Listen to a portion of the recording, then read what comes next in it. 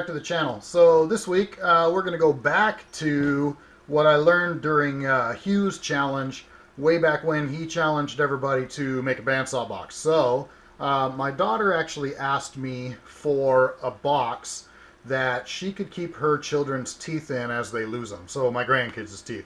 And then I thought, okay, well, I haven't really made an actual box yet, but I did make that bandsaw box for Hugh's challenge. And I thought maybe I could make her a bandsaw box. And then she said, ooh, maybe it could be shaped like a tooth. So what we got here is I have made a blank and drawn a tooth on it.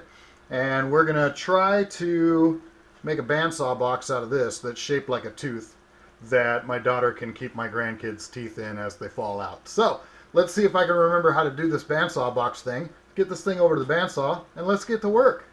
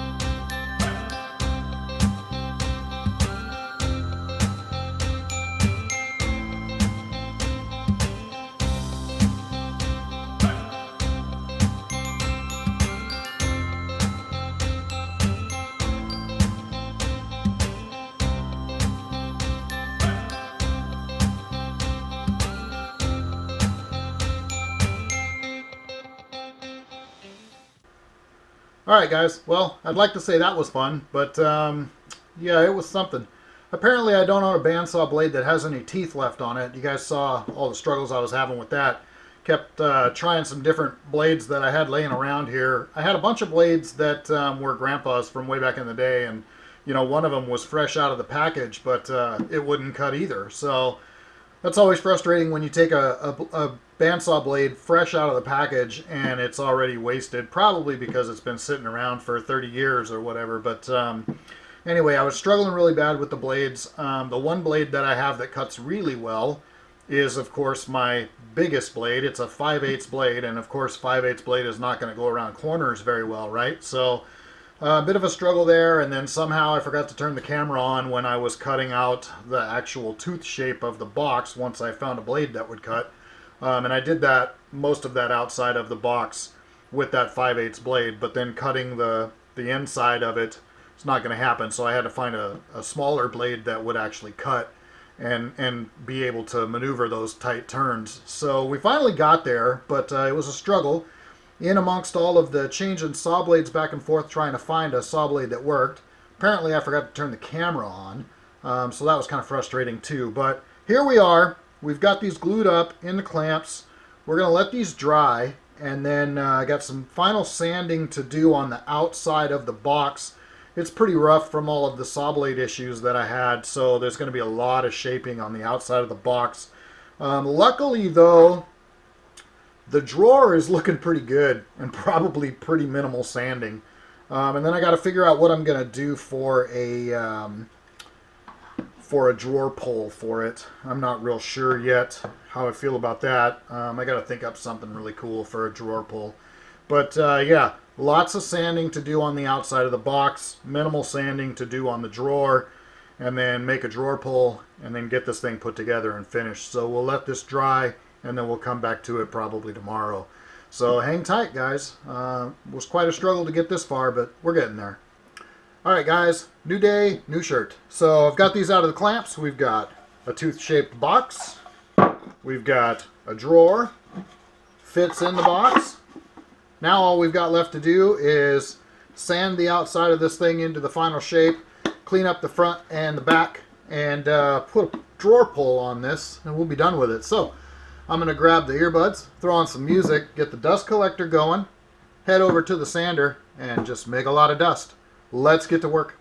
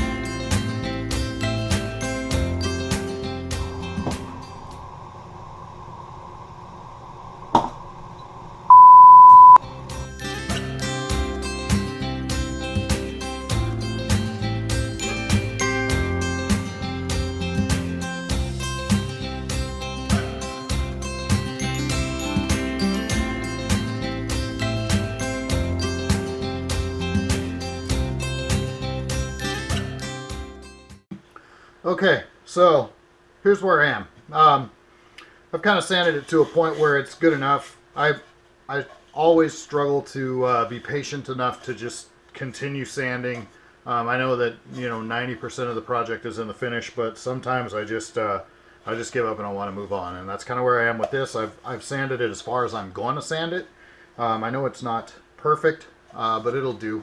It'll be good enough. So we're gonna go with the Danish oil for this one, and I know when I put it on there, it's going to make all those flaws that I didn't sand out pop, but it is what it is. So we're going to go ahead and finish this thing and see how it looks. So let's get after it.